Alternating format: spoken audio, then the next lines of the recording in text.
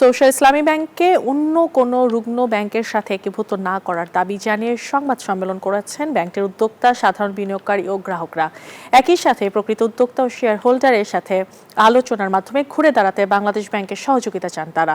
সোমবার রাজধানীর জাতীয় প্রেস ক্লাবে এক সংবাদ সম্মেলনে ব্যাংকটির সাবেক চেয়ারম্যান বলেন, বিগত স্বৈরাচারী আওয়ামী সরকারের মদদে সোশ্যাল ইসলামী ব্যাংক দখলের পর ঘটে যাওয়া লুটপাটের পর এর দায় সাধারণ বিনিয়োগকারীদের উপর চাপানো হয়েছে।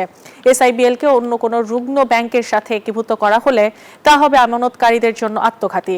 বক্তারা জানান, 5ই আগস্টের ছাত্র জনতার বিপ্লবের পর পর্ষদ পুনর্গঠিত হলেও সেখানে প্রকৃত উদ্যোক্তাদের পাশ কাটিয়ে অনভিজ্ঞ ব্যক্তিদের দায়িত্ব দেওয়া হয়েছে। ফলে ব্যাংকের প্রতি গ্রাহকের আস্থা ফিরছে না।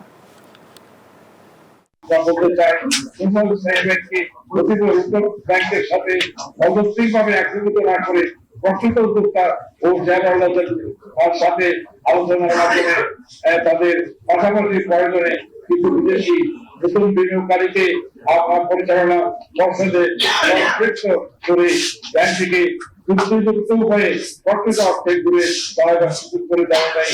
ব্যাংকটা যেমন একদিনে ধ্বংস হয়নি, 8 বছর লেগেছে লুটপাট করতে করতে করতে করতে, ঠিক 8টা বছরই দেন ওনাদেরকে যে ওনারা কি করতে পারে।